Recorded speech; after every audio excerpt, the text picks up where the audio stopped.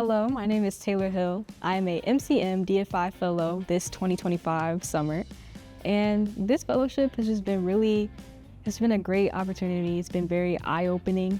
It's been amazing to get to know my other fellows. I've met some really great people that are like-minded, that have very similar interests and passions, but also in different ways. So I've been able to have a variety of different opinions and goals and dreams and hopes and execution styles, but still have people who all kind of want to do, in the same thing. And that's to tell stories and to uplift, the stories of minority communities. So that's been really great, really perfect.